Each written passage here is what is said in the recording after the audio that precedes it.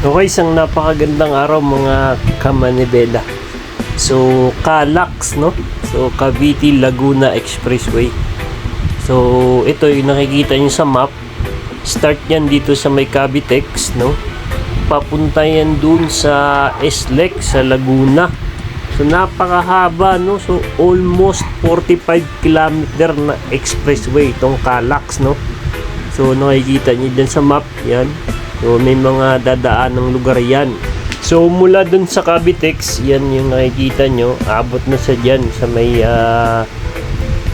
Kawit, no? Sa may Centennial. Dyan sa may Jollibee, ano? Yung pinaka, dyan, kanto sa may traffic light. So, mahaba na rin, no? Mula dun sa end ng Cavitex, yung naidugtong. So, ngayon, eto, may ginagawa po tong area na to.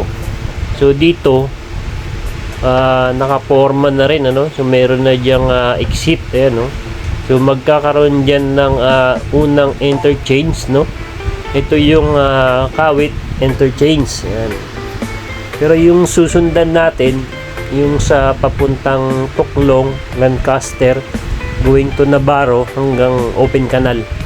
So dito sa right side makikita mo yung Kawit interchange. So nakaporma na, ayan, no? Meron na po siyang semento, at the same time naka-ready na yung toll gate yan, no? Tapos i-exit ka dun sa Advincula Avenue.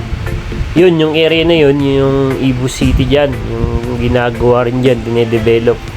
Then pag dinidire-diretso mo, tatagos ka ulit dun sa Centennial. Then pag kumaliwa ka, going to Lancaster ka. So madali, no? So kung galing ka ng Pasay, Cavitex, taga Lancaster ka, so hindi ka nadadaan doon sa ilalim na matraffic, no? Doon sa may Kawit, so sobrang traffic dyan. So dito ka na, exit ka dito. Yan, napakadali, no? Mabilis. So ang kagandahan nitong Calax na to mga kamanibela, kasi pabor to sa akin, lalo na pag nag-exit ako sa may Open Canal kasi doon ako malapit. So from example natin MOA, napakabilis kasi ang exitan ko Open Canal na. So paabutin natin yung video na to hanggang Open Canal interchange para ma-picture out nyo. So balik tayo doon. Ayan. Yan yung Kawit interchange. So pakanan tayo kasi dadaan po yan ng Calax ng Tuklong. At the same time yung sunod niyan sa may area ng Lancaster, doon malapit sa may Imus Plug City, doon sa may Dambana, no? Meron dong ginagawa din na karugtong niya going to Navarro, yan, sa may river doon na ginagawa. Then next nun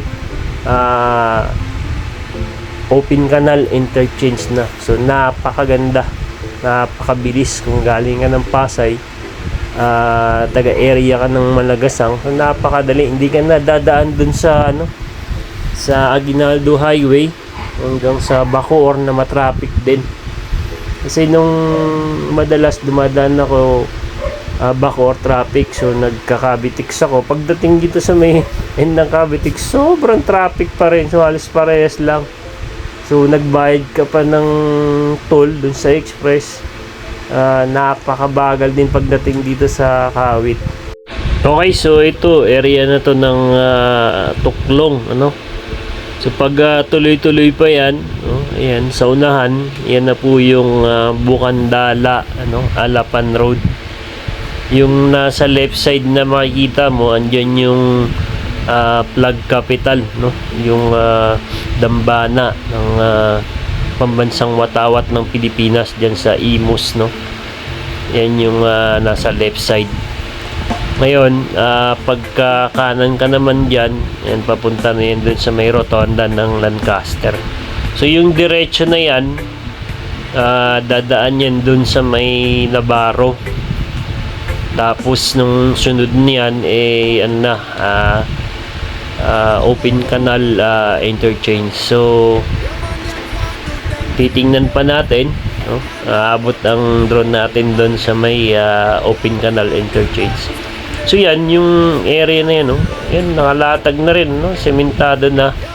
So yung portion na lang dito sa may bandang Bukandala, Alapan, Tuklong, going to Kawit interchange doon sa likuran, yung medyo wala pang hindi pa masyadong nagagawa. Pero dito, ayan, no? Nakikita mo yan, no? So nakalatag na yung mga simento. So napakabilis, ano? Then dito, malapit na dito sa may sa may munisipyo ng Imus, yung New City Government of Imus, nandito yan sa may bandang left side.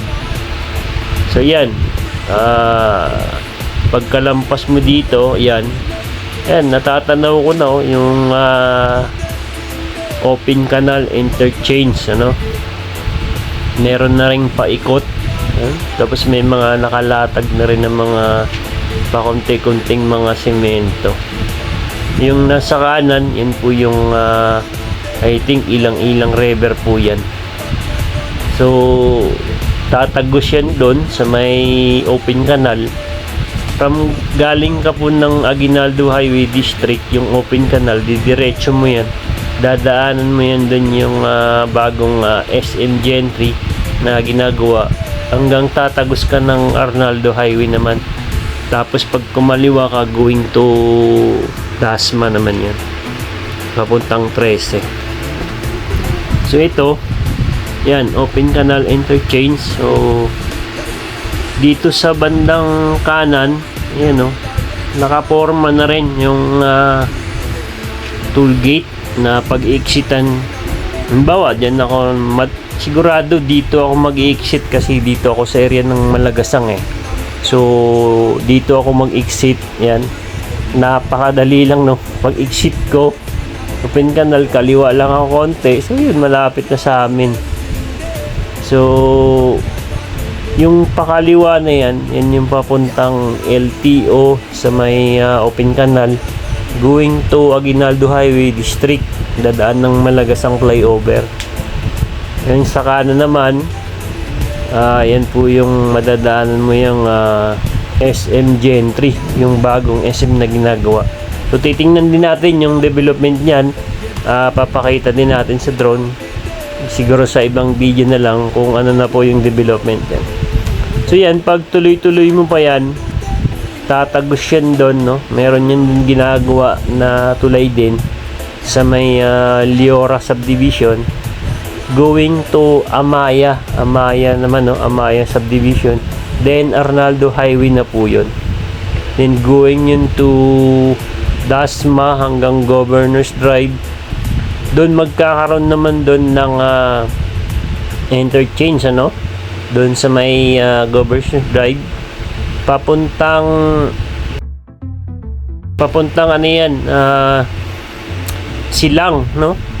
Then magko-connect yun hanggang doon sa may Binyan, Mamplasan, doon sa may SLEX. So nakita niyo yung nakalagay kanina na map, yun, biruin mo 45 kilometers yun, no? So napakadali, ano?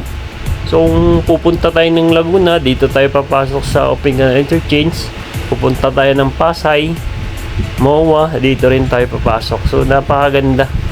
So next natin na video, no, kukuha na naman natin yung papunta naman doon sa area ng Dasma going to Silang.